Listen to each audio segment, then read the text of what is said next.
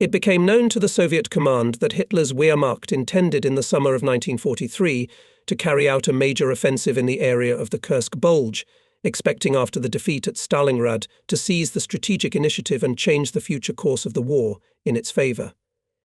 The Nazi headquarters of the land forces night and day developed a plan for this operation, which was, as we learned after the war, codenamed Citadel. Today you begin a great offensive battle, which can have a decisive influence on the outcome of the war, as a whole said Hitler in his address to the troops on July 4, 1943. The mighty blow that will strike the Soviet armies this morning must shake them to their foundations, and you must know that everything may depend on the outcome of this battle. To implement Operation Citadel, up to 50 selected divisions were concentrated, including 16 tank and motorized divisions, the 4th Tank Army, and a number of other units. The actions of ground forces were to be supported from the air by 2,000 fighters and bombers. It was also envisaged to widely use new combat equipment tanks Tiger and Panther, assault guns Ferdinand, new types of aircraft fighters Focke-Wulf 190A, attack aircraft Heinkel 129. Stavka of the Supreme Commander-in-Chief adopted a strategic plan, during the implementation of which our troops were to bleed the offensive of the Nazi troops' deliberate, deep, powerful defense, and then, during the counter-offensive, to crush the groupings of German troops on the Kursk Bulge. But before I tell about the participation of our regiment in the Battle of Kursk, I want to tell readers the story of a love story of two of my fellow soldiers, people of interesting fate. The readers of the book are already familiar with the heroine of this story. She was a sanitary worker, then a sanitary instructor, and after the Battle of Stalingrad, Maria Petrovna Kukharskaya, the commander of the sanitary platoon. She voluntarily came to the front in 1941 as a 17-year-old girl, and therefore everyone called her simply Masha, Marika, Marusia. She was born in Odessa region. Before the war, she finished 10 grades of secondary school at the station Slobodka of Kodim district.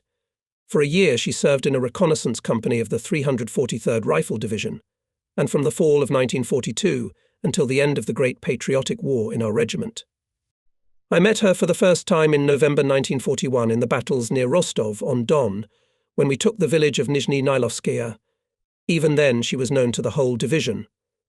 At Stalingrad, our Marika became famous for the whole Don front. Approximately for 3 months, she took out from the battlefield more than 400 wounded. This is, in fact, a full-blooded rifle battalion. And it is quite possible that the number of soldiers, officers, sergeants saved by her in that battle on the Volga would have reached 500,000, if she herself had not lain in the hospital for almost 2 months after a severe wound in the legs. Maria Kukharskaya was repeatedly written about in division, army and frontline newspapers. Songs were composed about her, and the verses for one of them were written by the famous Soviet poet Evgeny Dolmatovsky, who worked then as a correspondent of the Don Front newspaper Red Army during the Battle of Stalingrad. The poet recalls, I, on the assignment of the political department, wrote several songs on already known melodies. It was the only right way. There were no composers at that time at our front. The songs were printed in the newspaper under the heading on a familiar motive. For example, I composed a song about Marusia Kukharskaya, a San instructor who was awarded the Order of Lenin, on the famous motif, if a friend was wounded.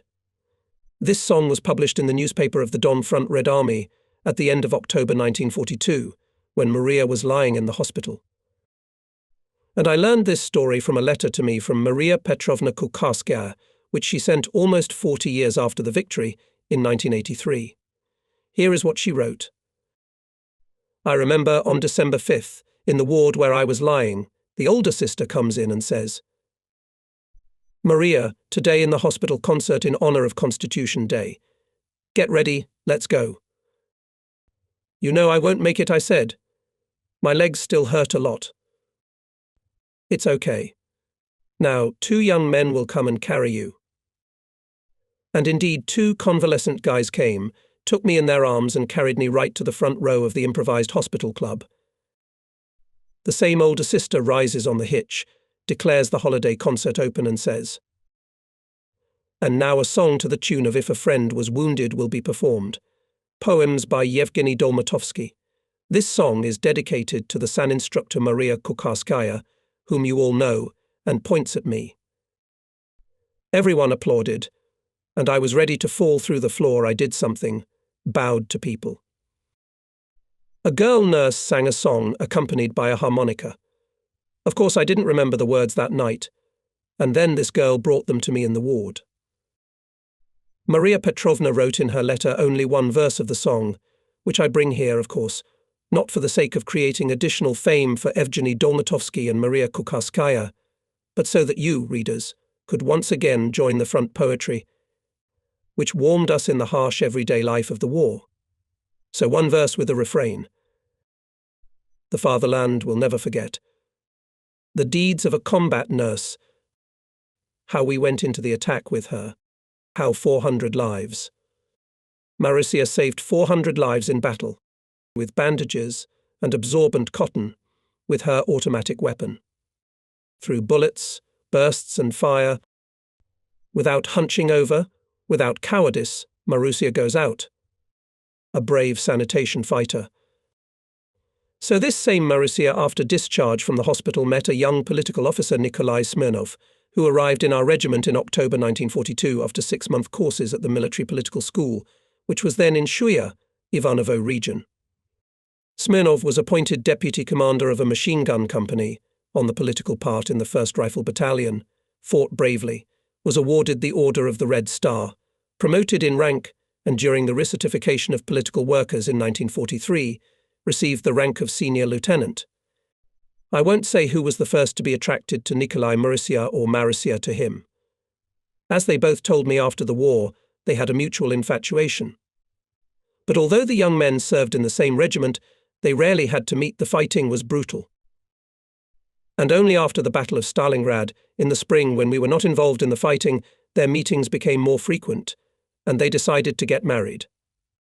It should be said that the battalion commander, Captain Ananenko, who was informed about this decision by Senior Lieutenant Smirnov, tried to prevent their marriage, believing that it would adversely affect the service of political officer and medic.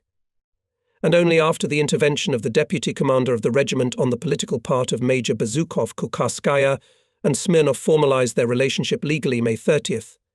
1943, they registered their marriage in the village council. And the next day Marusia and Nikolai came to the tent, where the regiment headquarters was located, and put on my desk a report to the regiment commander about their marriage. I congratulated them, wished them to live to victory, to be happy and healthy. I reported the report to Lieutenant Colonel Pansky, and he told me. The certificate from the village council is, of course, a document, but let's put this fact in the regimental order, just to be on the safe side.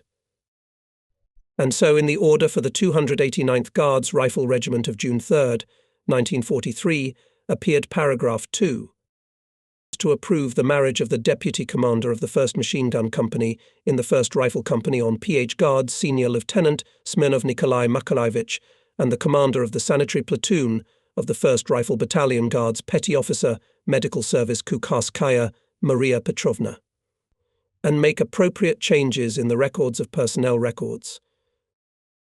The front love turned out to be strong, stainless steel. And for 45 years Maria Petrovna and Nikolai Makarovich have been living together. After the war, they first settled in the Bryansk region, in Smirnov's homeland. And then he was sent to raise virgin land in Kokytov region. This wonderful family lives there until now. They have 2 daughters, 2 grandchildren. In 1973, Maria Petrovna became known not only in our country, but also in the whole world. To her 5 battle orders and medal for bravery received at the front was added another honorary award. By the decision of the International Red Cross Organization, she was awarded the Florence Nightingale Medal. And Nikolai Makarovich finished the war in the position of deputy battalion commander on political part. He was wounded several times. But apparently fate took care of him for the woman he loved. You can imagine how many anxious minutes our Marusia had to endure at the front, when an enemy bullet or a fragment of mine shell could any day take the life of his beloved. However, after all, and she herself all the time was on the front line, and death more than once looked into the eyes. On May 9th, the troops of the 5th Guards Army, by order of the Supreme Command, began to move to the area west of Stary Oskol. The 97th Guards Rifle Division, having made more than 300 kilometers march, by the morning of May 16th concentrated on the Oskol River in the area of Zalonoye, Yutkovo, Istobnoye. Unfortunately, the redeployment was not without a tragic accident. The thing is that the movement of our division passed through the territory, recently liberated from Hitler's invaders, and it had not yet had time to completely clear from enemy mines, unexploded shells and aircraft bombs. And here, at the detour of regiments, the staff car, in which was the commander of our division, Guards Major General M.A. Yuzenko, exploded on a mine. Literally 2 hours before his death, he visited our regiment, talked to the soldiers and commanders. And such a ridiculous death. However, in war accidental deaths are probably still quite a lot. During this period, all army troops, including our regiment, successfully prepared a powerful defensive line up to 40 kilometers deep in the area from Zauskolya to Belogo Kolodezia, where it was assumed the most likely direction of the enemy offensive. This was the first most important task of preparation for the summer military campaign of 1943. The second task, no less important, was to thoroughly prepare all personnel for the upcoming decisive battles. From the soldiers and commanders required a huge strain of strength. Judge for yourself, 6-8 hours a day we were engaged in combat training and 4-6 hours of daily defensive work. In the conditions of the heat it was quite difficult. Special attention was paid to fighting with tanks. Experienced soldiers taught young soldiers to adapt to the terrain, to use anti-tank rifles and grenades most effectively to hit the most vulnerable places of enemy vehicles. The training of personnel with tanks was of the utmost importance. For this purpose, at training ranges, tanks were used to drill trenches and trenches where there were soldiers, sergeants and officers. All training sessions were conducted with a view to maximizing the proximity to real combat conditions. Battalion and company exercises were conducted with live firing, with the use of hand-to-hand combat techniques at different times of the day, including night. The program of political training conducted by the political officers of the regiment was strictly observed. Party and Komsomol organizations worked actively. I remember the Komsomol meeting of the regiment, which I was able to attend. Members of the Komsomol messengers of the Komsomol of platoons, companies, battalions gathered in a nearby ravine. They sat down on a carpet of withered grass, not letting go of their weapons. The agenda, the words that at that time did not leave the lips of the Soviet soldiers liberators, "Let's avenge the fascist monsters for the ruined honor of the Soviet land." A short 10-minute report was made by the regiment commander, Guards Lieutenant Colonel P. R. Pansky. He said that the defeat of Hitler's hordes at Stalingrad shook the fascist empire to its foundations. Now the fascists would like to take revenge for the defeat, give us a decisive battle here, at the Kursk Bulge, and regain the initiative. But this will not happen, concluded the speaker. He called on the Komsomol members to be ready for decisive and skillful action. The first to speak in the debate was the commander of the platoon of Foot Reconnaissance Junior Lieutenant Afanasyev. "I myself am a Muscovite," he said. "But the Kursk land is dear to me as well as to all of us. Here in Kursk and Oral regions, our ancestors stood an insurmountable wall on the way of devastating raids of enemy hordes and hordes. And now the Kursk land, bristling with thousands of guns, machine guns, mortars, will not let the enemy pass. Our courage, fearlessness, selfless love for the motherland are the proof of that. I am a Korean, from near Stary Oskol," said in his speech the commander of the squad Senior Sergeant B. Bezlepkin. "I am defending my home. So together with you will not let uninvited guests on his doorstep. From the gate turn, we say to them today." Uzbek Yusupov, wounded the day before in the shoulder, took the floor. Having corrected the bandage on which his arm was hanging, he spoke excitedly. "I have already shed blood for the Kursk land, the Russian land, but I believe that here I was also defending my native Uzbekistan. There are many nations and nationalities in the Soviet Union, but the motherland is one. And we will defend it to the last breath." After the meeting, all soldiers went to their combat positions. By many signs it was possible to make sure that the morale of our fighters was on the rise, despite the great fatigue from classes and defensive work. Of great educational value for all the comrades in arms was an event that took place in the last days of June. On one of the sunny days, the soldiers, commanders and political workers from all our units lined up on the training ground, waiting for the start of the solemn ceremony of presenting the Guards' banner to the regiment. The command of the 97th Guards Rifle Division arrived at the regiment together with the commander of the 33rd Guards Rifle Corps, Guards Major General I. Popov. Konkor handed Lieutenant Colonel P.R. Pansky the Guards' banner and expressed confidence that the regiment will carry it through the smoke and flames of battle to complete victory over the enemy. In response, there was a loud hurrah. I saw how worried the regimental commander was as he accepted the banner.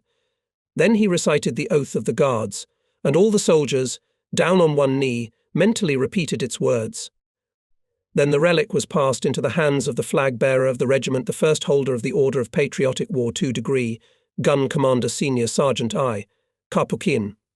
And when the platoon with the banner went around the formation of soldiers, again there was a loud, long hurrah. At the rally, the first word was given to Senior Lieutenant V. Kuzin, who said, V. Kuzin, who said, accepting the Guards' banner, we swear to defend the motherland not just courageously and skillfully, not sparing our blood and life to defeat the enemy, as the military oath says, but especially persistently and persistently, with selfless bravery and initiative of each fighter, in a boyish way, as it is supposed to real Guardsmen. Senior Sergeant A. Bondarenko urged the soldiers in his speech to multiply combat traditions, to multiply every day the combat account to achieve victory sooner. After the end of the rally, the regiment's units marched in a solemn march. On the same day, all soldiers of the regiment were awarded badges Guard. The command of the regiment supported the initiative of the soldiers to write a letter to fellow countrymen of Stavropol in connection with the awarding of the Guard rank to the regiment. It was sent to the Stavropol Regional Committee of the All-Union Communist Party. Soon a reply was received, which said, "We received your letter. We congratulate all of you on receiving the Guards rank. We wish you further success in the fight against the damned enemy. Your greetings to the workers of the region passed through the newspaper Stavropolskaya Pravda." Assignment of the Guards rank to the regiment meant not only handing it the Guards banner and signs Guards to all personnel. Guards rifle regiments since December 1942 became stronger than ordinary regiments. Each machine gun company had 12 machine guns instead of 9, and a platoon of 45 mm anti-tank guns appeared as part of a rifle battalion. The regiment headquarters was directly subordinate to the company of machine gunners, communications company and platoon's commandant, foot and mounted reconnaissance, sapper, chemical protection. The chief of artillery of the regiment had at his disposal, in fact, a division of 3 batteries 45 mm guns, 76 mm guns, and 120 mm mortars. As we can see, the chief of staff of the regiment had quite a lot of multi-caliber units at hand, the actions of which he had to coordinate in all types of combat and on the march. Since 1943, the Guards Rifle Regiment had to have about 3,000 men on the staff. But I can testify that in our regiment throughout the war was a constant shortage. As Chief of Staff, I had to deal a lot with regimental scouts. Once in one of the summer days I gathered them, and, passing the concerns of the command, said briefly, "We need to get a language." At night, the reconnaissance platoon, headed by Junior Lieutenant Afanasiev, went to the enemy positions behind the river Perisip. At first they walked, ducking down, along the sprouting rye field. Who could have guessed that this summer the tracks of tanks would be threshing the rye? 5 caught. 1 gone. A quail was broadcasting a little away. "It's not up to 5 here," grinned Malishko. "A merry-go-lucky fighter. We'd like at least one with a weaker tongue." Above the scouts' heads, German flares were drawing dazzling bright orange arcs. But here are already the coastal bushes of sedge and alder, hiding the narrow ribbon of the steppe rivulet. We crossed it in the ford. We looked into the darkness. Ahead, in the light of the rocket, a wattle-covered well caught our eye, and next to it the figure of a man with a bucket. Having scooped up water, he quickly moved away in the direction of the German battery, which we had discovered the day before. On the price passed to approach the commander. And when the scouts encircled Afanasiev, he said, "Have you seen everything? I think the Germans have him not the last water consumers. Let's lie down by the well." They lay down. Soldiers from the capture group closer, support group farther away. Some 20 or 30 minutes did not pass, as the canopy of the night watchfully opened a lanky kraut with buckets in his hands, who grew right in front of the scouts. They let him through, and immediately lost sight of him. Against the background of dark bushes he seemed to disappear. But soon we heard something like a scream. It turns out that at the very well-bent kraut saddled a few scouts led by the senior group Melishko. Pull back. Afanasyev's command sounded. Then several rockets soared into the sky. They plucked the scouts out of the darkness. He had German large-caliber machine guns struck. The chain heard. The platoon commander was wounded. Those who were closer to him ran up. Bullets pierced the commander's calves of the legs. He was picked up by scouts. The soldiers of the support group hit the battery with machine guns. The fire of the Nazis weakened. Hitlerovitz turned out to be talkative. He gave valuable testimony. Reported that their unit is preparing for an offensive. All received dry rations for 5 days. It should have been understood as follows: on the 6th day the fascists could count on hot food in Kursk towns and villages. But the hot food was delivered to the fascists at home. As it is known, a crushing artillery strike on the enemy was made all along the front. The shells covered the positions from which the avalanche of the fascist offensive was about to break. And the summer on the Kursk land was getting hotter and hotter. Breads rose to the waist and pleased the eyes of fellow soldiers, many of whom were hereditary farmers. However, the weeds that had overgrown wildly felt at ease on the fields. Not only the weather was getting hotter.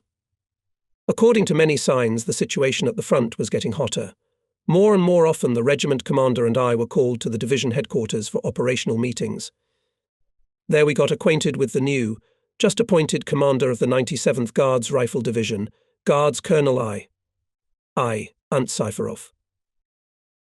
One day he returned from the army headquarters and informed all the commanders present at the meeting that the commander of the 5th Guards Army, Lieutenant General A.S. Zhadov, on behalf of the commander of the Voronezh Front, Army General N.F.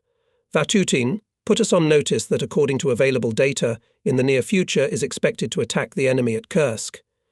The situation may be so that our troops will have to go to the threatened direction on the signal of the battle alarm. Therefore, all units and subdivisions must be in full combat readiness. On July 5, 1943, the Battle of Kursk began with the offensive of the Nazi troops in the direction of Kursk from the areas of Belgorod and Orel. Our regiment was ordered to go to the combat area on the night of July 9th. Together with other parts of the division, we began a rapid march and in 2 days arrived in the area of Oboyan Prokhorovka. And though the mother infantry got used to measure versts with their feet for 2 years of war, this march was especially hard. During the day, exhausting heat, at night some stagnant stuffiness. We were walking along country roads, and next to us on their roadsides on the right and left were moving columns of tanks and artillery on caterpillar traction. You can imagine how much dust we had to swallow, how much sweat we had to shed. After the first afternoon, the regiment commander was summoned to the division headquarters, and he ordered me to lead the march. I called to me the commanders of rifle battalions and combat support and service units and set them tasks for the second day's march. Particular attention was drawn to the need for rapid dispersal of personnel on the signal air. The day before, enemy planes bombed the column several times, and the regiment had several dozen dead and wounded. The division's combat task was not easy: to close the defence to prevent the enemy from reaching the road section of Boyan-Kursk, to stop him at the line south of Peresip, Kartashevka, to defeat the enemy and lead the offensive from the areas west of Prokhorovka in the direction of Koshetovka. The combat order of the division was built in 2 echelons. In the first echelon was our 289th Guards Regiment. The combat order of the regiment was also built in 2 echelons. In the first echelon held the defence of the 2nd Rifle Battalion, Guards Major R. O. Bolkvadze, and the 3rd Rifle Battalion, commanded by Guards Senior Lieutenant P. I. Pikalenko. In the 2nd echelon was the 1st Battalion of Guards Captain M.F. Ananenko. We learned that by the end of July 9th, the Nazi troops managed to cut into the defence of the Voronezh front in the Oboyansk direction to a depth of 35 kilometres. But the enemy could not advance further here and shifted its efforts to the Prokhorovskoe direction, that is, to the defence area, where our 5th Guards and 5th Guards tank armies were advanced. The main events began to unfold on July 11th. The enemy threw into battle 4 dozen tanks, including Tigers and Panthers, which covered the advance of enemy infantry. Up to 100 aircraft Junkers 87 and Junkers 88 attacked our positions from the air. The ground shook from the numerous bursts of mines, shells and bombs. There were killed and wounded. And then there was heat, there was nothing to breathe. The soldiers' uniforms were drenched with sweat and became black. Thirst was overpowering. And still Hitlerites were met by dense fire of our units, which withstood a powerful onslaught of the enemy, who suffered heavy losses in manpower and equipment. During the night of July 12th, the heat noticeably decreased. It became easier to breathe. In the lowlands, even coolness began to smell. Shooting subsided, but this calm was deceptive. We all guessed that such a lull happens before a storm. The Soviet command made a decision to make a powerful counterattack in the morning of July 12th and destroy the encroaching enemy. At 8:30, the 5th Guards Army of Lieutenant General A. S. Jadov and the 5th Guards Tank Army of Lieutenant General of Tank Troops P. A. Rotmistrov, after a powerful artillery and air preparation, launched a counterattack. At the same time, the German troops strike group consisting of the 4th Tank Army, units of the 2nd SS Tank Corps, and troops of the Kempf-Kiev Group began their offensive. Near Prokhorovka, 2 armoured avalanches met. More than 1,200 tanks and self-propelled guns participated on both sides in this largest counter-tank battle in the history of the war. The powerful blow of our tank formations was a great surprise for the Nazis. The fierce fight lasted until late in the evening. Multi-ton steel machines were turned into piles of metal scrap. Towers, gun barrels flew from tanks, tracks were torn to pieces. Clouds of dust and smoke covered everything around. Both sides suffered heavy losses. The 97th Guards Rifle Division had a heavy task to fight with enemy tanks and infantry, which were on the left flank of the main tank wedge, aimed at Prokhorovka. Fierce fighting unfolded on the site of our 289th Guards Rifle Regiment. The enemy threw into the battle their praised tanks Tiger and Panther, self-propelled guns Ferdinand. They were followed by infantry, supported from the air by aviation. The Soviet soldiers unleashed a powerful barrage of fire from all kinds of weapons on the advancing fascists. Artillery opened fire on the enemy tanks. Riflemen guards, letting the enemy tanks through their trenches, with fire and grenades cut off the fascist infantry from the tanks and exterminated it. 5 enemy tanks moved to the area, where there was a platoon of PTR under the command of Guards Lieutenant D. A. Hassanov.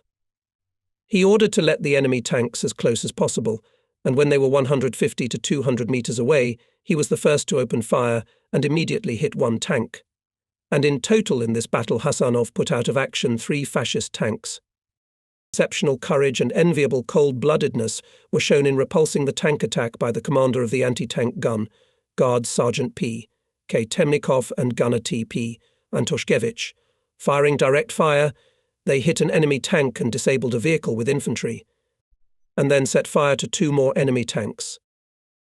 On this day there was a break in the development of the defensive battle on the southern phase of the Kursk protrusion, where our 5th Guards Army acted. The main forces of the enemy moved to the defense. He was exhausted and exsanguinated. Only in the Prokhorovka tank battle the Germans lost 400 tanks and more than 10,000 soldiers and officers. During the next 5 or 6 days there were continuous battles with enemy tanks and infantry. Attacks and counterattacks replaced each other in day and night. Until July 16th, the German troops still held their captured lines, and then under the onslaught of the Soviet troops began to withdraw to their original positions. Our division had to fight fierce battles for the village of Kushetovka, overcoming enemy resistance. The 289th and 294th Guards Rifle Regiments went on the offensive and fought for the village. It was July 19th. Our regiment acted in the first echelon.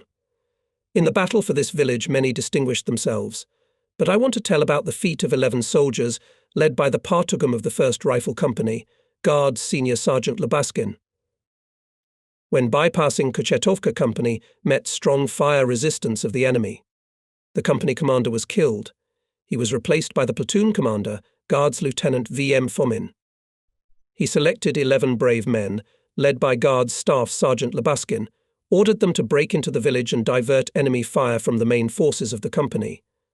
They solved the task successfully, ensured the advance of the unit to the dominant height 226.6.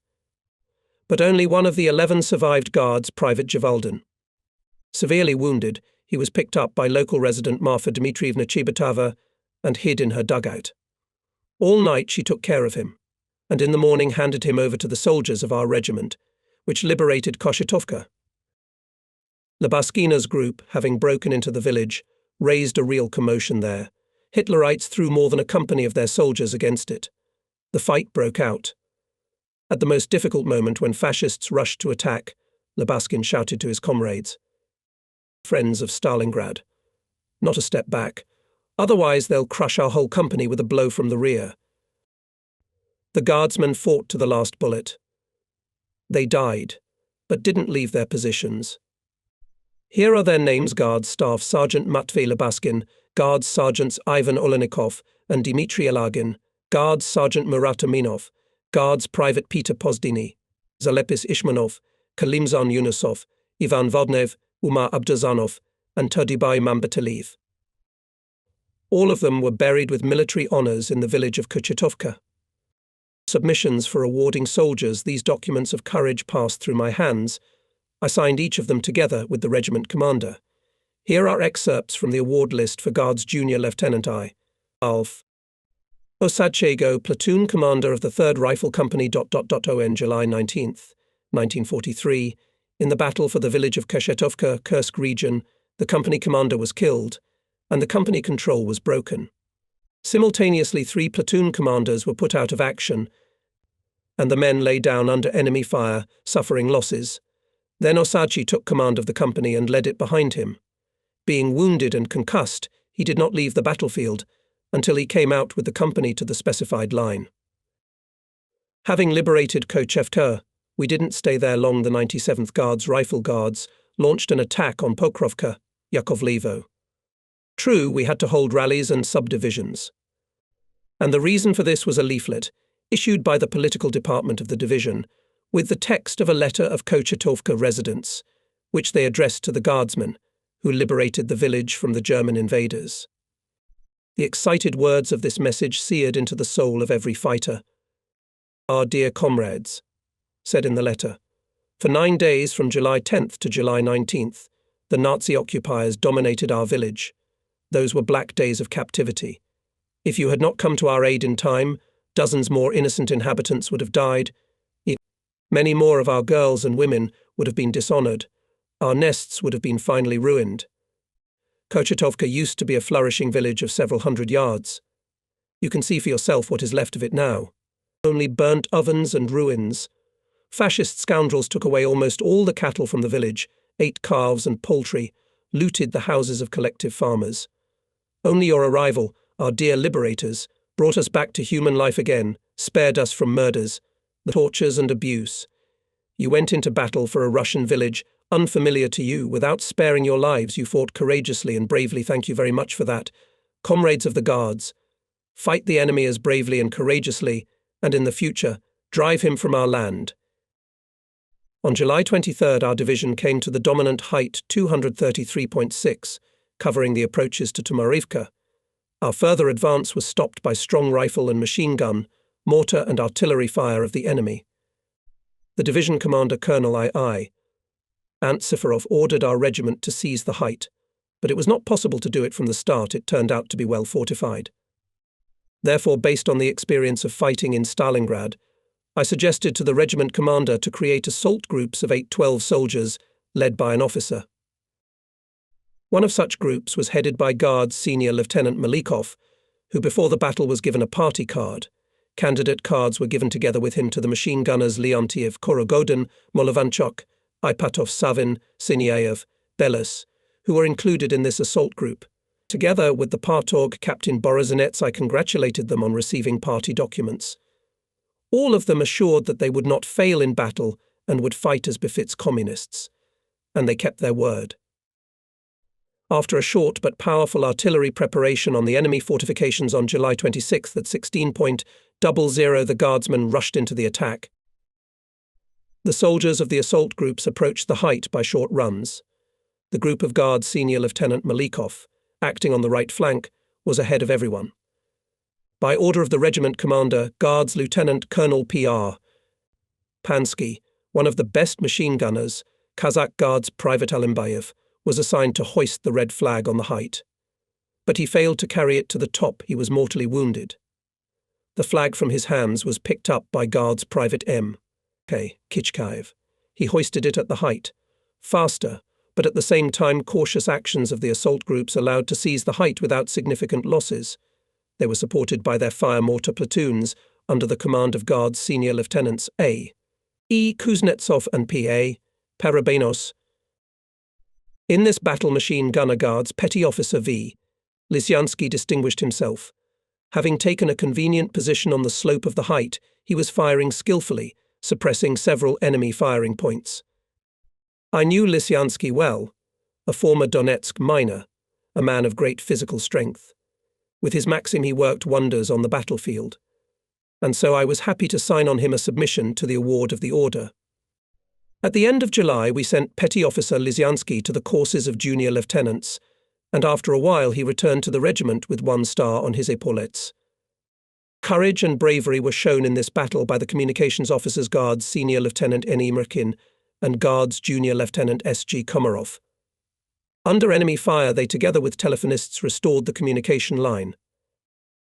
In those days, of course, we did not know that the Supreme Command developed an operation under the conventional name Commander-in-Chief Rumyantsev, which would later go down in the history of the Great Patriotic War as the Belgorod-Kharkov offensive operation of the Voronezh and Steppe fronts, which ended the Battle of Kursk.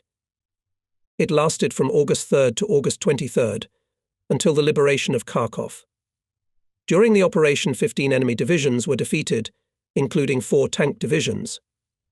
Our troops advanced 140 kilometers to the south and southwest, extending the offensive front to 300 kilometers.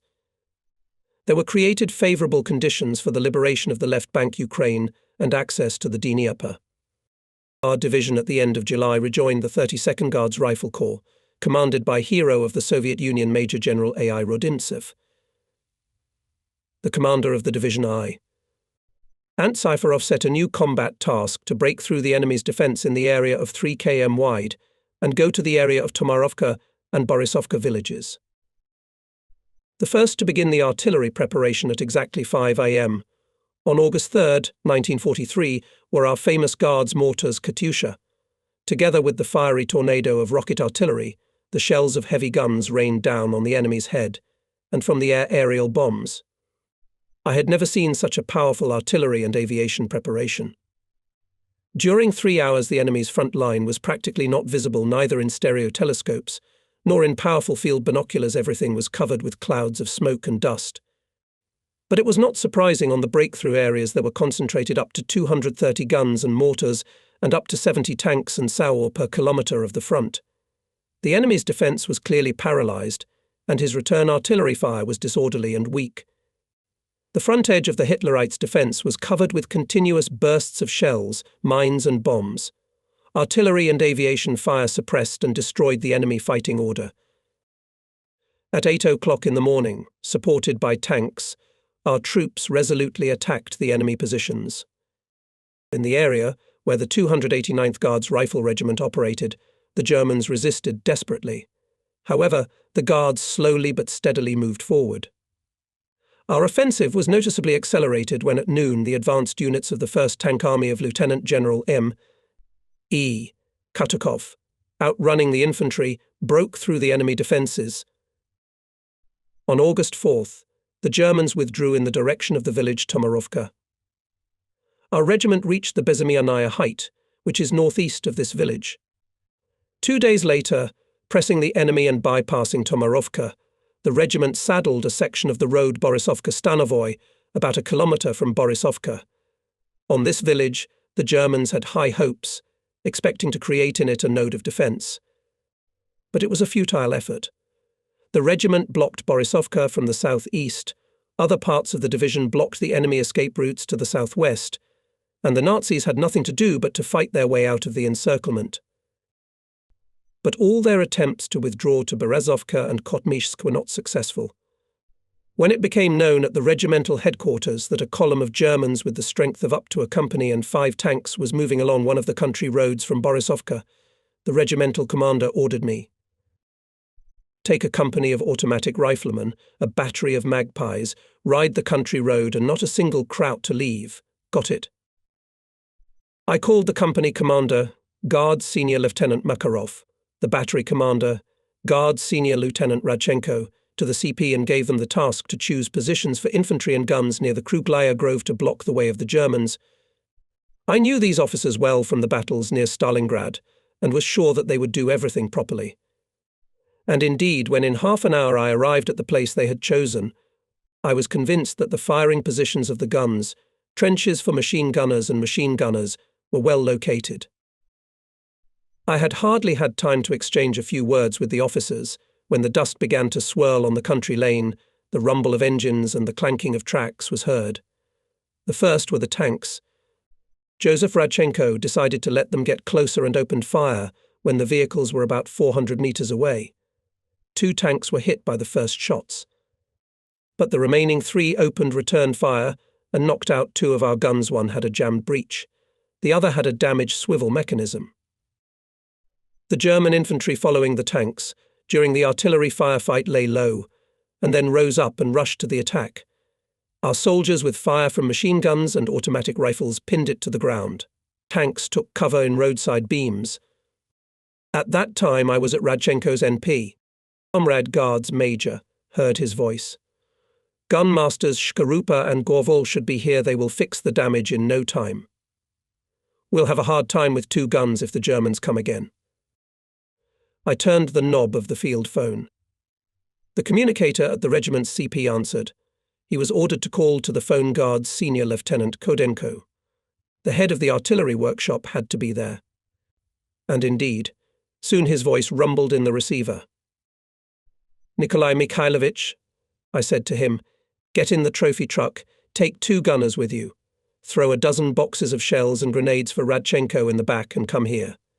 Do you know where we are now? I know, Comrade Guards Major. I was there when you gave him and Makarov the task. I'll be there in about 30 minutes. Not even half an hour later, a trophy car stopped near the firing position. Guards Senior Sergeants G.D. Gorval and M.S. Shkarupa under the guidance of N.M. Kodenko. Kodenko took up the task and jamming the bolt on one of the guns eliminated quickly. But with the repair of the rotary mechanism on the other gun they had to deal longer. But this gun was put into operation. The gunmasters had golden hands. How many times they and other specialists had to repair guns, mortars, machine guns, often right in the firing position, under enemy fire. And the artillery task force, as a rule, was always at my or the regiment commander's fingertips. I do not know why, but for some time the Germans did not try to break through again. Maybe they were waiting for reinforcements. But apparently they did not wait. In 2 hours, 3 tanks crawled out of their hiding places and came at us, and the infantry rushed after them. But even this attempt of the enemy ended in failure for him. Artillerymen hit 2 tanks, and the last one turned back. Probably its crew decided to find a way around. The Nazi soldiers lay down again, and then the survivors turned back and disappeared from sight. We did not pursue them. And by the evening of August 6th, the headquarters and the rear of the regiment were already in Borisovka, which was liberated by the parts of our division. We took the defence on the northwestern outskirts of the village. In the battle for Borisovka, we captured a mill with a stock of grain and flour, a food store, fuel, spare parts for tanks, ammunition, engineering equipment. As spoils of war, the regiment received 20 serviceable Tiger tanks, 3 TIV tanks and 4 vehicles. By the end of the day on August 7th, the division completed the liquidation of the enemy group encircled near Borisovka. 1,200 Hitler's soldiers were taken prisoner. And the trophy team spent the whole day counting the serviceable combat equipment abandoned by the Nazis, including 48 tanks, 300 automobiles, 3 echelons with arms and ammunition. In these days there was an event which with pain in the heart was perceived by all soldiers of our regiment. It became known to us that a prominent fellow countryman of my fellow soldiers, Stavropol resident, hero of the Civil War, Army General Joseph Rodionovich Apanasenko, died. In early June, he arrived from the post of commander of the Far Eastern Front to train as deputy commander of the Voronezh Front. Heading from the command post of our 5th Guards Army to his car, he was hit by a bombing raid and was seriously wounded. Prominent Soviet military commander R.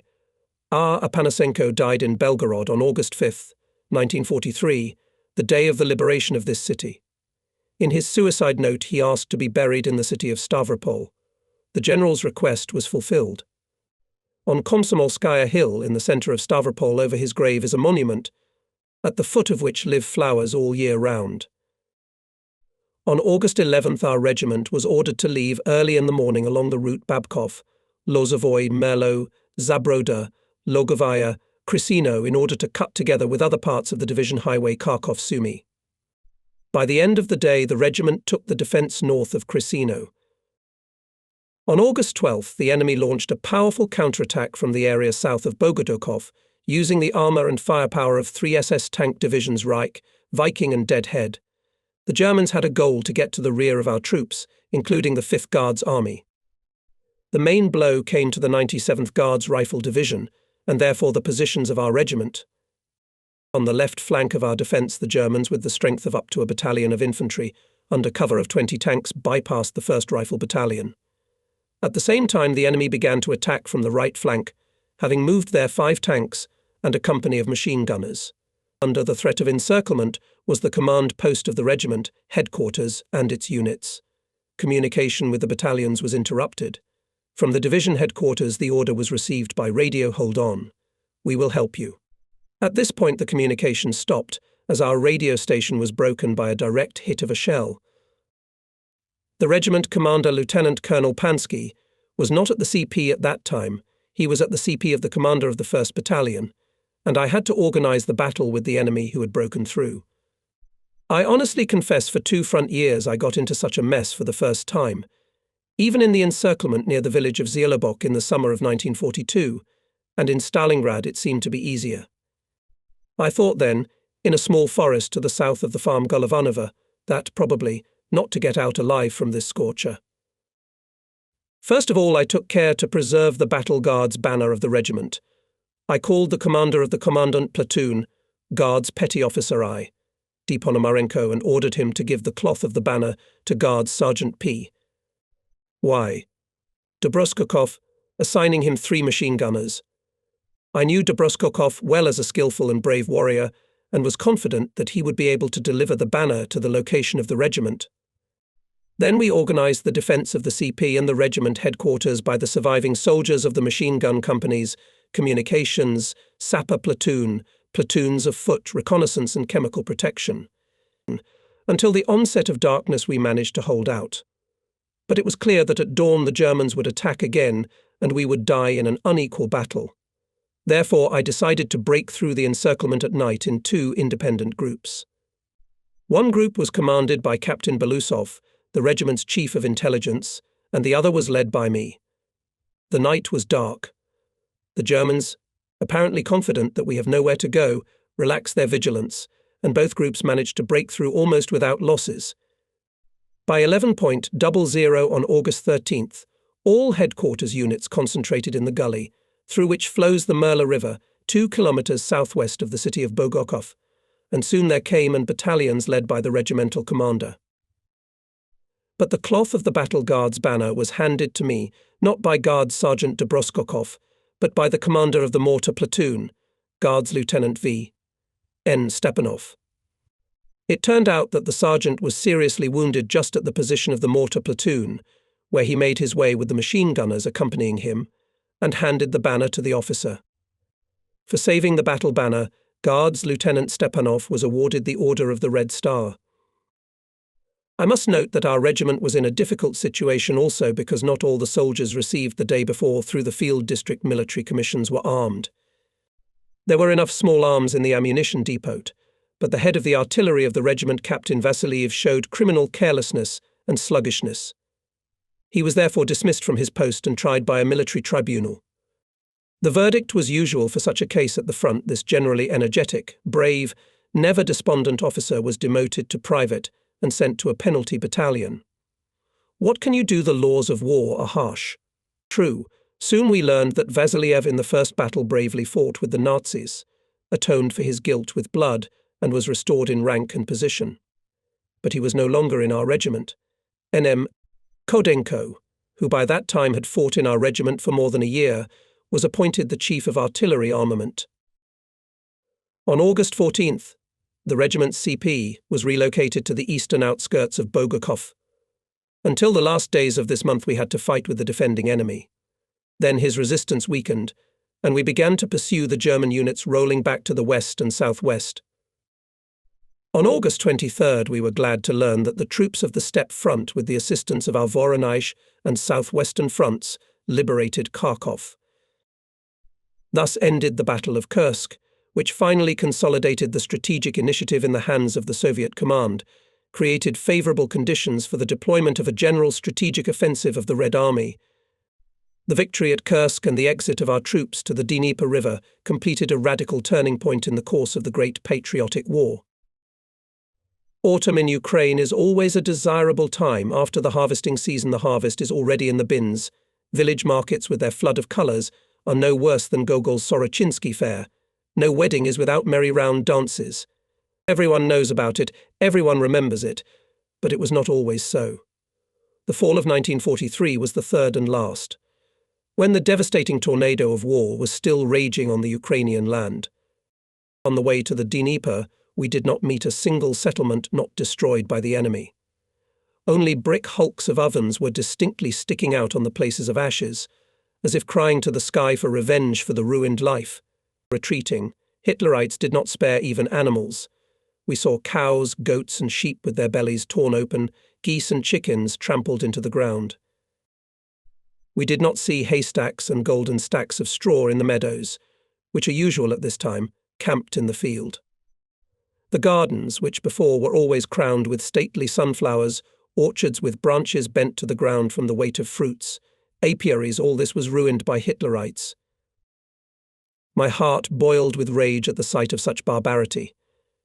I saw how the soldiers, passing through the extinct villages, angrily clenched their teeth, heard how they cursed at anything Hitler and his looting army. But no matter how much the enemy resisted and maligned, his fate after the Battle of Stalingrad and the Battle of Kursk was predetermined. The Soviet troops began decisive actions to cleanse the native land from Hitler's filth. In early September 1943, it became known that the 5th Guards Army, which included our 97th Guards Rifle Division, by the decision of the Supreme Command was again transferred to the Steppe Front, commanded by Army General I.S. Konov.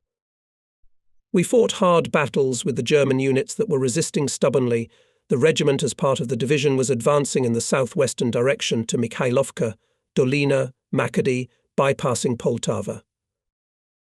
On September 12th, pressing the enemy to the west, we entered the territory of Poltava region. I remember the battle for Mikhailovka, located about 20 kilometers north of Poltava, halfway to Dikanka. On the night of September 18th, the regiment stealthily approached this settlement and rushed into its streets from 2 directions. Darkness ensured the suddenness of the attack. Unable, apparently, to quickly assess the situation, Hitlerites scattered, opened indiscriminate fire, which did not cause much damage to our units. However, soon they came to their senses and even made a counterattack against one of our companies. A platoon under the command of Komsomol Guards Junior Lieutenant A. I. Tolchin came to its rescue. The riflemen went into the flank of the Germans, opened a strong rifle and machine gun fire, and the enemy counterattack was smothered. Distinguished himself in this battle and company commander, Guards Lieutenant D.P. Kashin, also a Komsomolets. With a machine gun crew, he chose a good position, and when the Germans began to retreat after another counterattack, he himself lay down behind the machine gun and opened fire on them.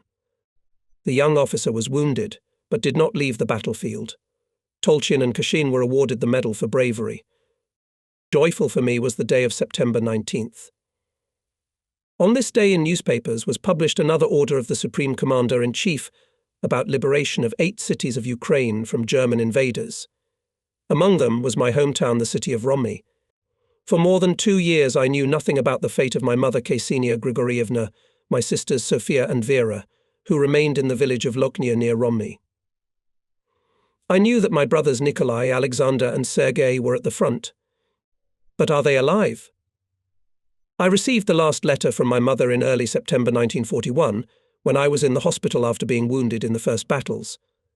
Of course, in order not to worry my mother, I did not inform her about my wounding, but the heart of all mothers, as you know, is a teller. Are you not in the hospital, son? She asked me. Something painfully detailed began to write.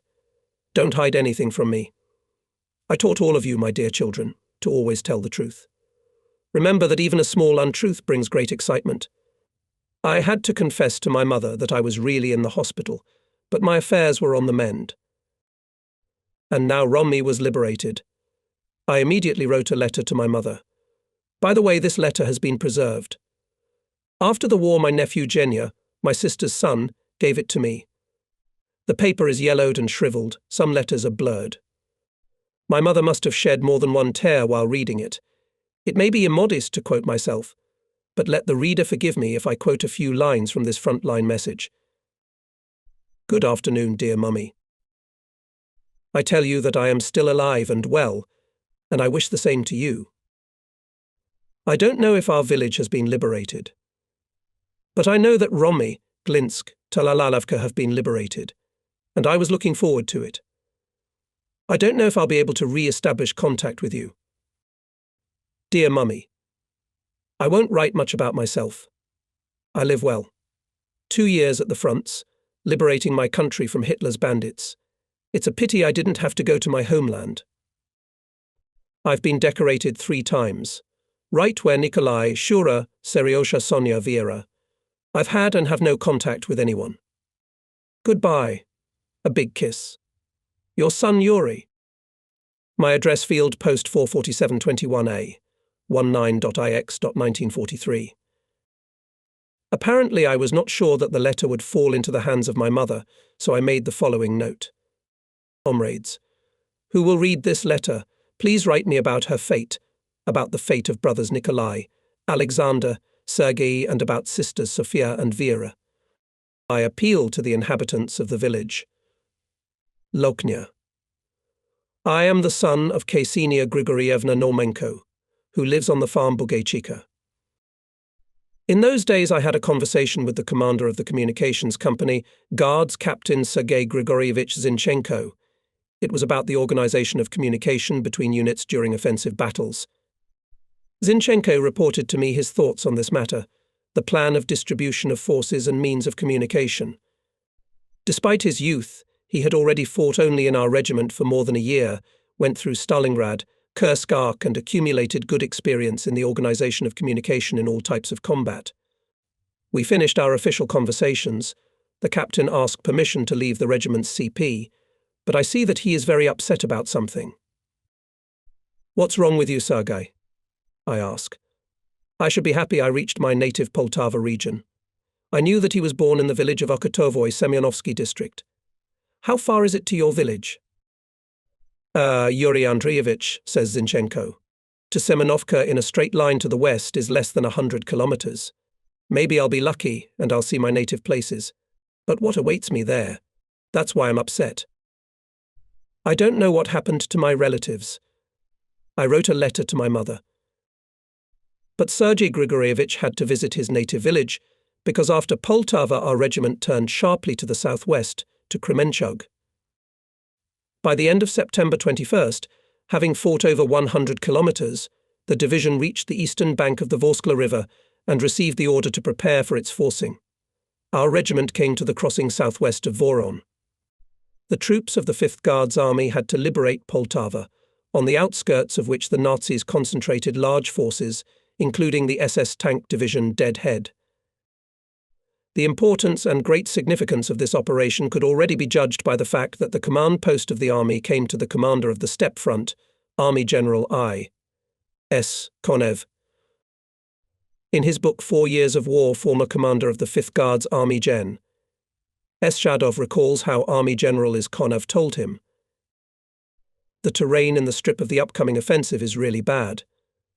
But your sight forcing the river coincides with the place of crossing the army of Peter the Great before the battle with the Swedes at Poltava. Well, if the Russians pass, then we will pass too.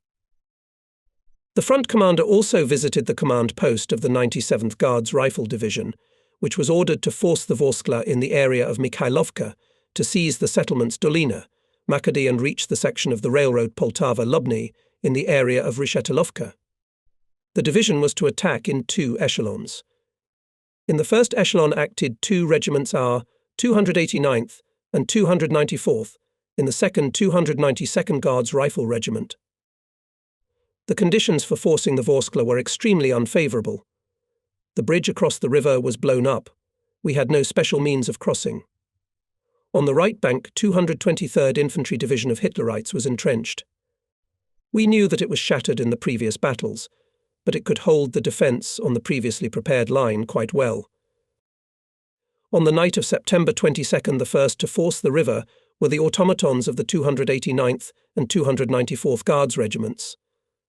Having reached the right bank, they seized a bridgehead and quickly entrenched.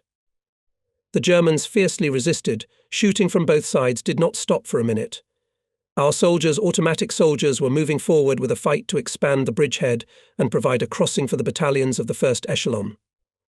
With a decisive blow, the Guards knocked the enemy out of the first and second trenches. By the morning of September 22nd, the main forces of the division crossed the right bank of the Vorskla and captured the village Rudka, forcing the fascist units to retreat. And by noon, our guardsmen liberated Makarenki, Slinkov Yar, Stasovci, Kurovlevka, Pavlovka, cut the road Dikanka-Poltava. We did not go to Dikanka itself, but we saw the ruins of this famous Ukrainian village praised by Gogol. And again, as in my childhood, I wanted to read Evenings on a Farm near Dikanka, novels published by beekeeper Rudy Pank, to plunge into the world of those native to me as a Ukrainian images of Solopi, Sherevik, and Paraska Black-Eyed Gana, and Levko, Oksana and Blacksmith Vakula, to Soloka and Pasyuk. I involuntarily remembered how my grandfather neighbour once in summer, having sown the Bashtan, moved to live in the Kuren, took us boys with him to drive away sparrows and magpies. It was a pleasure. Having run after the birds, we started to eat. Naturally, we had a great appetite.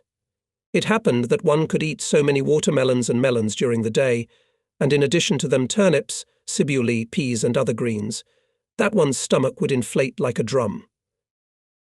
It was not easy for the regiment to move forward. The 3rd Rifle Battalion was ordered to seize the height of 175.8, near the village of Perarub. In the afternoon of September 22nd, the battalion's fighting order was counterattacked with the support of 8 tanks by the enemy infantry. And perhaps our riflemen would have had a hard time if the soldiers of the 1st Rifle Battalion had not come to their aid. By joint efforts, the counterattack was repulsed and the height was taken. In this battle was wounded Deputy Commander of the 1st Rifle Battalion on the political part of the Guards, Senior Lieutenant V. Kuzin. By the end of the day, the regiment's units, pursuing the enemy, came to the southwestern outskirts of the village of Sirodovka. Here, for the first time for several days of almost continuous fighting, the soldiers were allowed a short rest.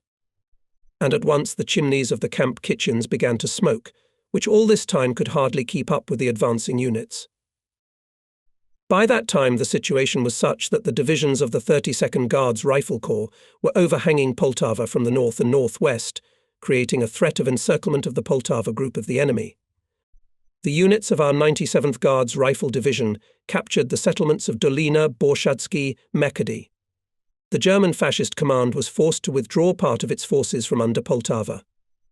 The command of the 5th Guards Army took advantage of this and ordered the 33rd Guards Rifle Corps to break into the city on the night of September 23rd and seize it. Throughout the night there were fierce battles in almost every street.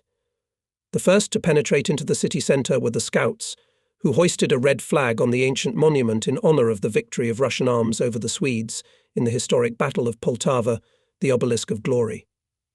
By morning, the regional centre, a major Ukrainian city, was completely cleared of German fascist invaders. Our troops were opened the road to the Dnieper.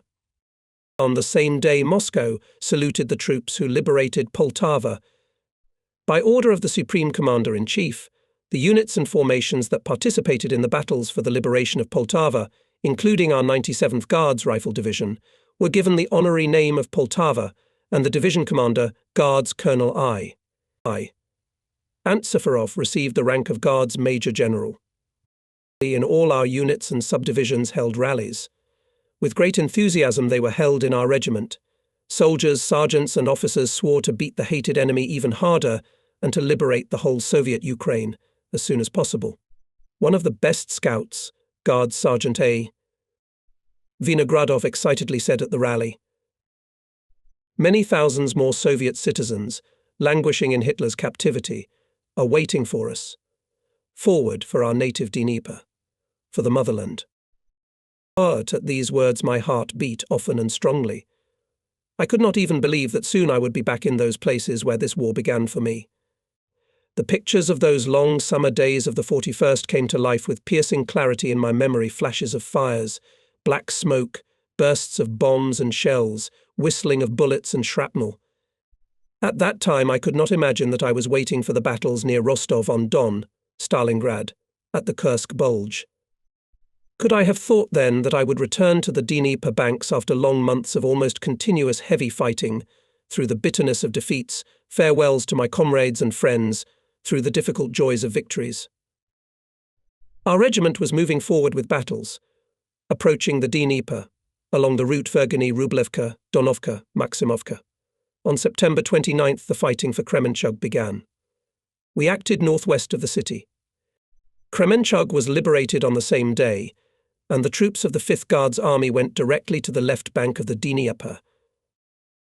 Just 6 days ago our division was given an honorary name, and by the decree of the Presidium of the Supreme Soviet of the USSR on September 29th, 1943, it was awarded the Order of the Red Banner for its participation in the liberation of Kremenchug, and became known as the 97th Guards Poltava Red Banner Rifle Division.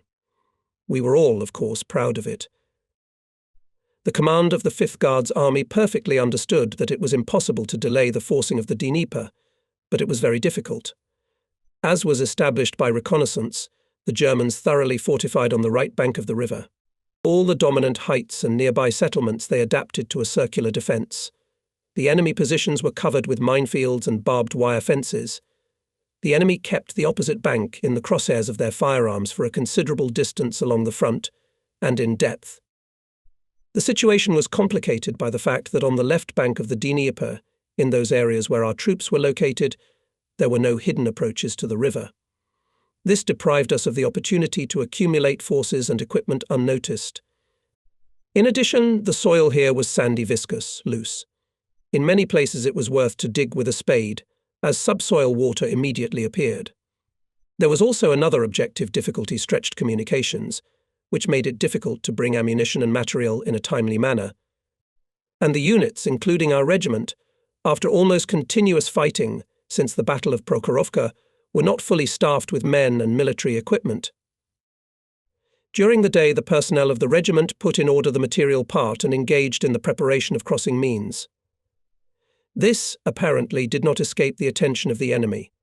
The reconnaissance flights of fascist aviation became more frequent over our positions. On the night of October 1st, we tried to ferry a reconnaissance group to the right bank of the river. But as soon as the boats appeared on the open water, flares flew from the Germans. The Nazis pounded the landing party with fierce mortar and machine gun fire, and the scouts were forced to return. After some time they moved to a new place and made a second attempt to cross to the bank occupied by the enemy. And again, because of heavy fire, the fulfillment of the combat mission had to be postponed. During the first half of the day, on October 2nd, our scouts observed the movement of enemy soldiers, and the Nazi artillery conducted methodical fire on the left bank in the area of the planned crossing of the regiment. All of us were burning with the desire to reach the right bank of the Dnieper as quickly as possible, to finally throw the enemy away from it. The command of the 5th Guards Army decided to force the Dnieper on the night of October 3rd. The 97th and 13th Guards Rifle Divisions were to go in the first echelon of the corps. Our regiment acted in the first echelon of the division. We, of course, understood that forcing such a river as the Dnieper is a very risky business, but an order is an order, it must be carried out. The 1st north of Vlesovka on the night of October 3rd crossed the Dnieper on fishing boats and rafts automatons of our regiment, led by Guards Senior Lieutenant M.F. Malikov. But the main forces of the regiment in that dark night could not reach the right bank. Under frantic enemy fire they, having overcome the deep navigable channel of the Dnieper, reached only a slightly overgrown shrubbery, unnamed island with the mark of 65.5, separated from the right bank of the river, almost overcome by a ford channel. Looking ahead, I will say that this island, when the soldiers looked around it, turned out to be similar in its configuration to an army helmet, and that's why in the battle reports for him so, and kept the name the island Kaska. But not only regiments of our division could not force the Dnieper that night.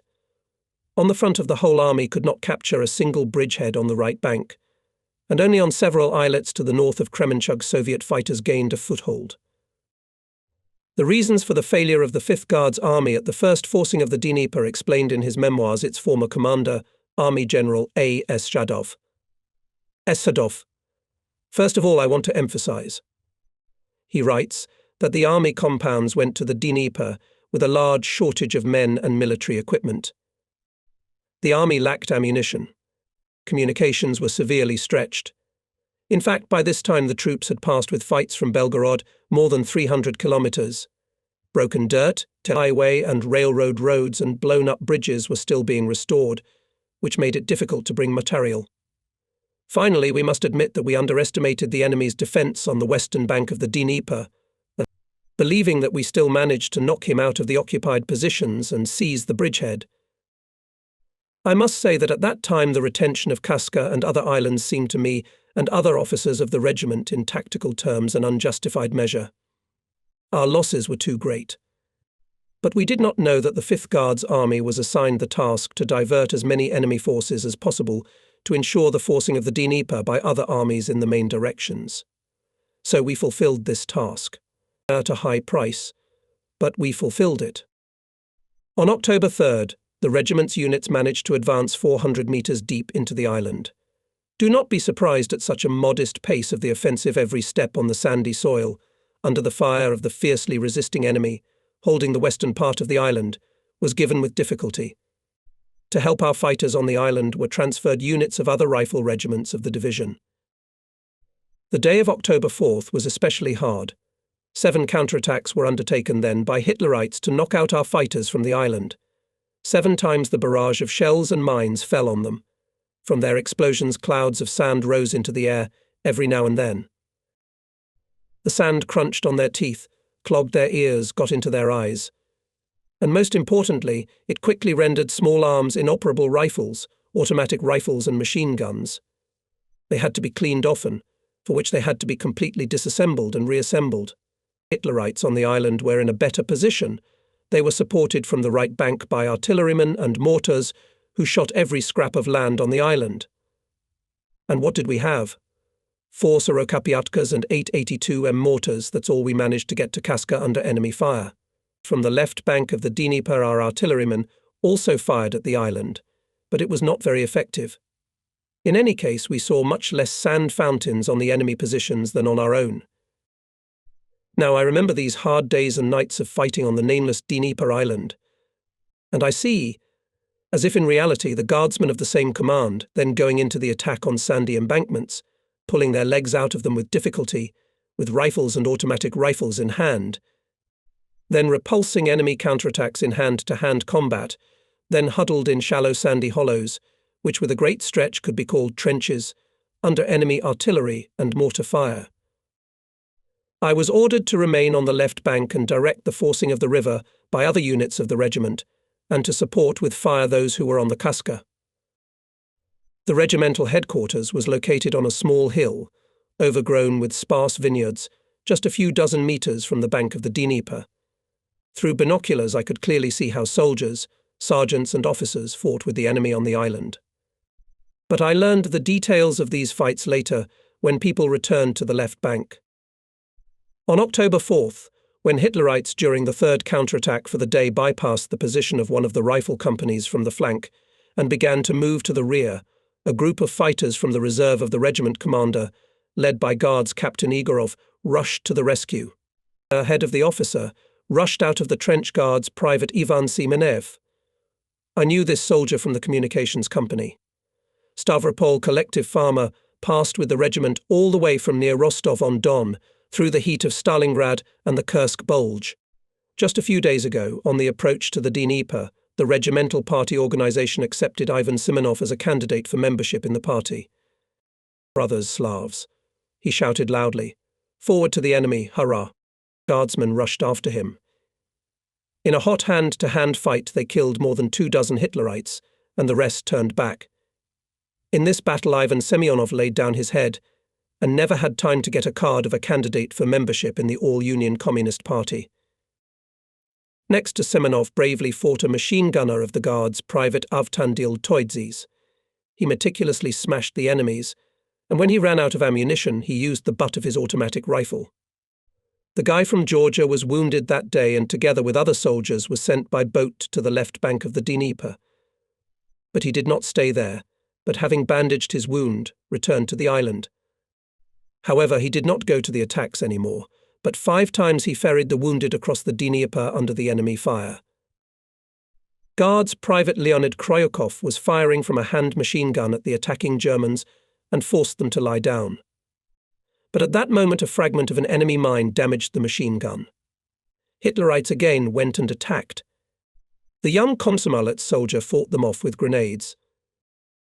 In the reflection of the 7th, and the last that day enemy counterattack had to participate, and the regiment commander, and all who were near him at the command and observation post.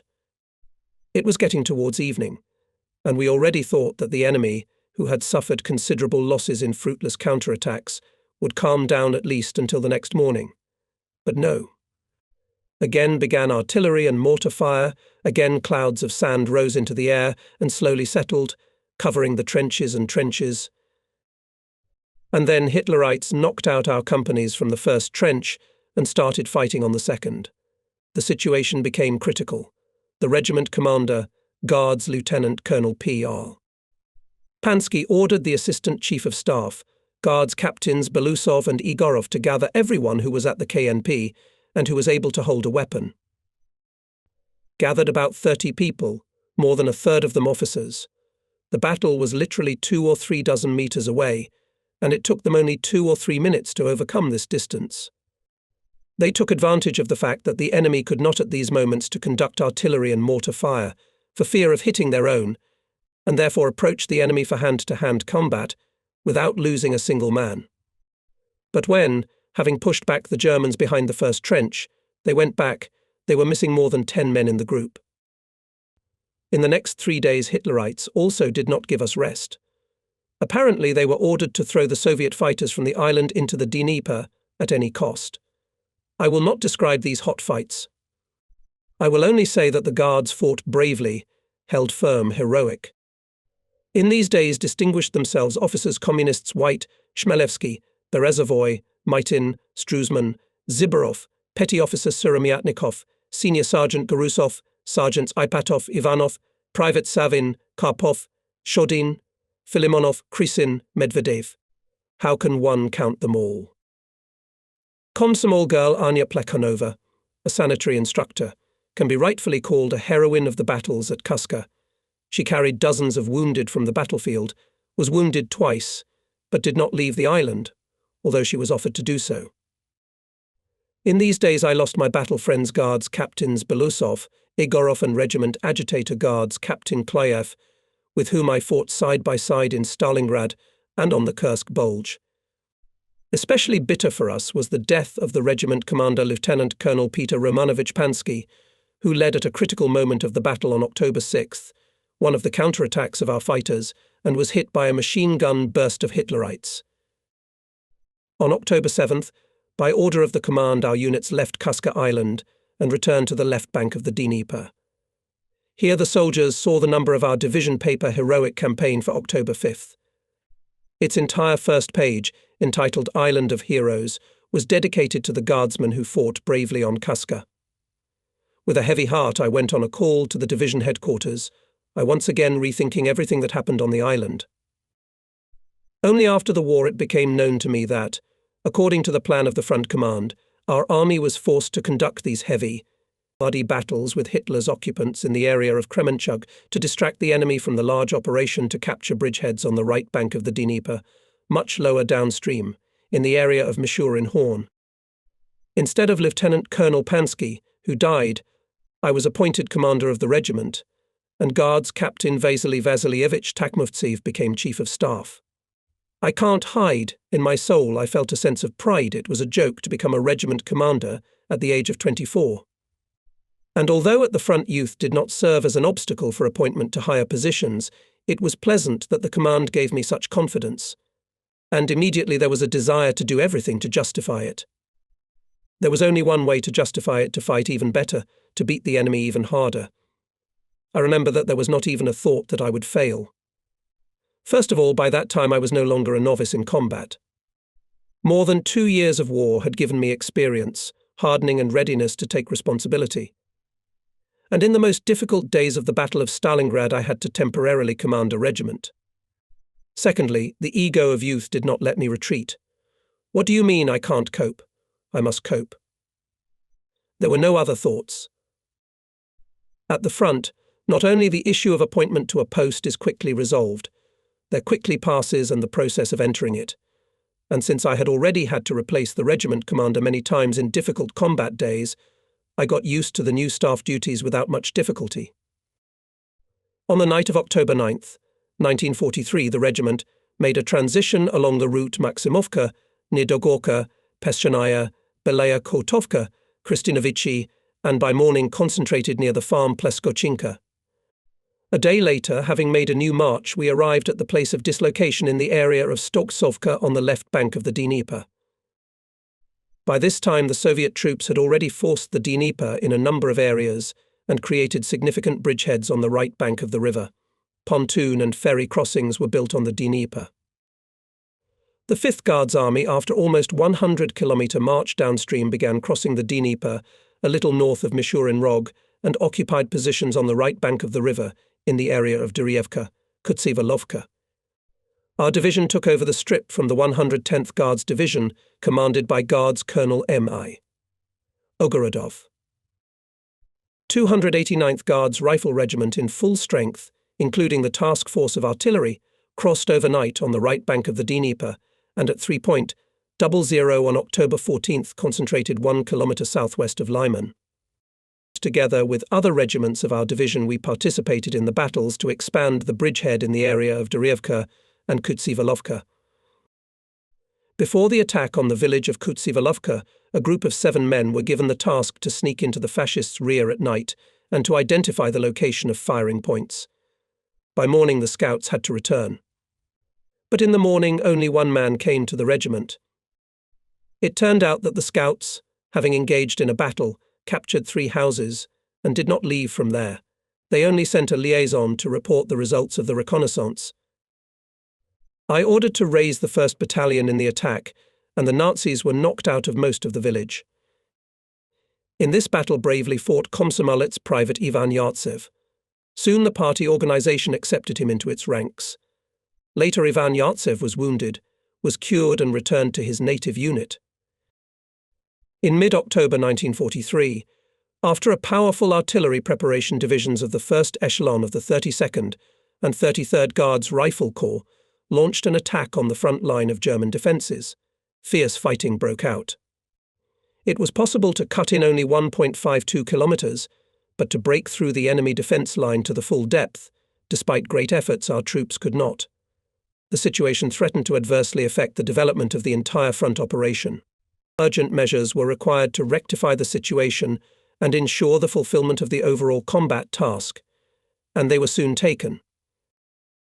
At night, the army compound struck an unexpected blow to the enemy and broke through his defence. The successes could have been more significant, if it were not for the bad weather. The autumn sky was covered with heavy lead-grey clouds, almost continuously pouring torrential rain. The rains washed out the front roads, and the soil, saturated with moisture, swelled. It was incredibly difficult to move in such conditions. People were quickly tired. It was like that everywhere, in all divisions and regiments. But despite the sloughing, incessant resistance of the enemy, we persistently moved forward, trying to halt the advance of the 5th Guards Army. The German Fascist Command transferred the 6th Tank Division and 376th Infantry Division to help the worn-out units. The Germans managed to slow down the advance of some units of the 5th Army, including the 97th Guards Rifle Division and our regiment. By October 20th, having fought over 60 kilometres, the regiment reached the foot of the height with 4 mounds. With the onset of darkness, all units of the regiment began preparations for the assault on the height. Its tactical advantage was highly appreciated by both us and the Nazis. No wonder that the enemy defended with fierce persistence, but he could not resist the onslaught of the Guards. In the course of the assault, special courage showed the commander of the platoon of Foot Reconnaissance Guards Staff Sergeant U.X. Hassanov. Under cover of his comrades' fire, he destroyed with grenades an enemy machine gun, which was hindering our advance, together with its crew. The report about his feat was the first to arrive at headquarters. Then I received more and more reports about the facts of heroism shown by the Guards that day. On October 30th, the regiment made the transition along the route Broitsko, Vladimirovka, Vilna. There we took the defence section from the 313th Guards Rifle Regiment of the 110th Guards Rifle Division. I was lucky enough to be a participant of the solemn event that took place on October 31st, 1943. On the scarlet velvet of the Guards banner of our division shone the Order of the Red Banner. In this exciting moment before my mind's eye passed its entire combat path from Rostov-on-Don to the Volga, and from there to the right bank of Ukraine. On the same day, there was a meeting of the party bureau of the regiment, which I attended. First, the applications for admission to the party were considered. The bureau recommended the party organization to accept the chief of the regiment's artillery armament, Guards Senior Lieutenant Nikolai Mikhailovich Kodenko, as a member of the All-Union Communist Party of Bolsheviks, and the senior mortar master, Guards Senior Sergeant Mikhail Selivestovich Shkorupa, as a candidate for membership in the party.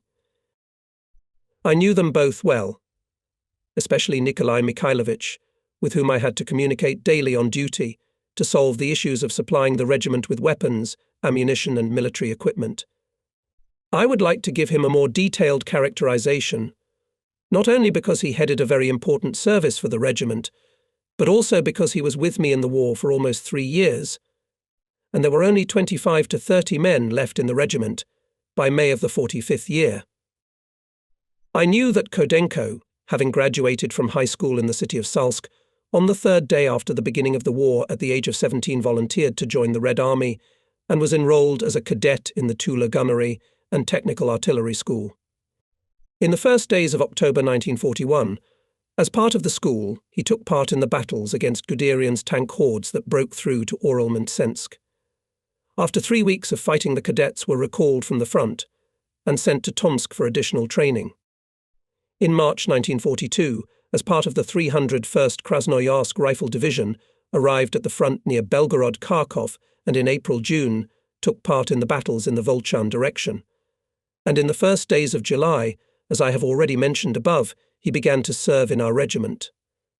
Nikolai Mikhailovich, in the most difficult combat situation, did not lose his composure, was always internally collected and outwardly taut. But at the same time he was a very modest and even shy person. As the regiment commander, I could always rely on Kodenko and his subordinates. I knew that they would not fail. Barely settled in a new place, the regiment received a new combat mission to attack the enemy in the direction of Lozovatka, not allowing him to gain a foothold on the defensive lines. This was part of the preparation of a major offensive to expand the Krivoy Rog bridgehead, scheduled for mid-November by decision of the front commander, Army General I. S. Konev. In early November, the regiment concentrated in the area north of Maryevka, and the right flank came to the fork of the road Hutrish-Lozovatka. The tactically important height 159.4 was taken by storm. The enemy 3 times counterattacked our positions. Especially fierce was the 3rd counterattack, when the fascists threw on us 8 tanks, 2 armoured cars with a troop of infantry supported by artillery. Mortars of Guards Senior Lieutenant Lickman and fighters of rifle units opened on the infantry and tanks of the enemy accurate fire. 2 enemy vehicles were hit by the fire of anti-tank guns and mines.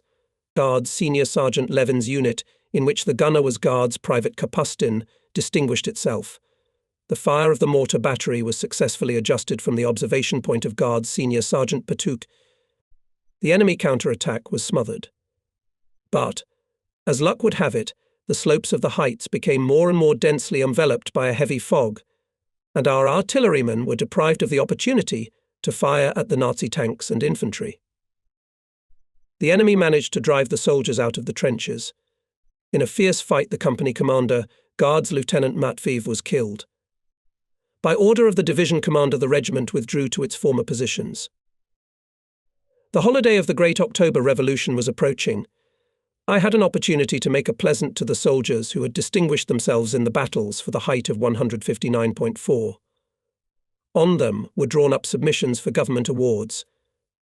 In particular, the Order of the Red Star was presented to the commander of the machine gun platoon, Guards Junior Lieutenant I. Popomarev, who, being wounded, did not leave the platoon, petty officer of the 4th Rifle Company P.N. Simashko, who took command of the company when its commander was out of service, the commander of the machine gun guards Sergeant G.D. Vakulin, who destroyed the enemy firing point. Some time later, all these heroic soldiers were awarded orders.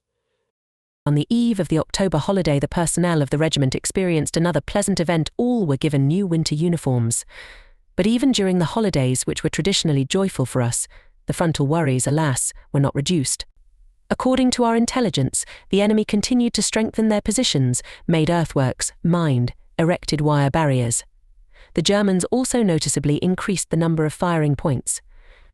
In each unit, our soldiers and commanders were warned that the enemy had set up sniper nests on the front line, and from there they were systematically targeting our positions. Despite all the difficulties of the front situation, the Guardsmen on the day of the 26th anniversary of the Great October Revolution felt festive. This was helped in no small measure by our divisional newspaper. In its pages on November 7th was published a reply letter from the citizens of Stavropol to the soldiers, commanders and political workers of the 97th Guards Rifle Division. The letter said, "With joy and inexpressible pride we learn more and more of your heroic feats. At Belgorod, at Poltava and at Kremenchug you have once again shown all-conquering Russian military valor, courage and heroism, have shown your fiery love for our great motherland and your burning hatred for the despicable German fascist rapists, murderers and robbers, who brought so many disasters, so much suffering to our land." The region is successfully restoring industry. Many enterprises, destroyed by German barbarians to the ground, have already been fully restored. Stavropol meat packing plant, Pyatigorsk, Georgievsky, Vorontsovo, Alexandrovsky state oil plants, almost all bakeries and flour milling enterprises of the region, Pyatigorsk motor repair plant and others, railroads have been fully restored, all schools, technical schools and institutes have been opened and are working normally. Collective and state farms, having harvested the crops, actively fulfill their first commandment to give bread and other agricultural products to the country and the Red Army. In the fields of the region, now selflessly sowing winter crops, the first hundreds of thousands of hectares are sown. We are firmly confident that this fall will lay a solid foundation for a high harvest of the next year. We wish you new glorious successes. Such a letter could not help but excite fellow soldiers, and many of them, impressed by the message of their fellow countrymen, immediately sat down to write letters to their relatives and friends. They wrote that they would not shame the glory of the sons of their native land, they would beat the hated enemy even harder.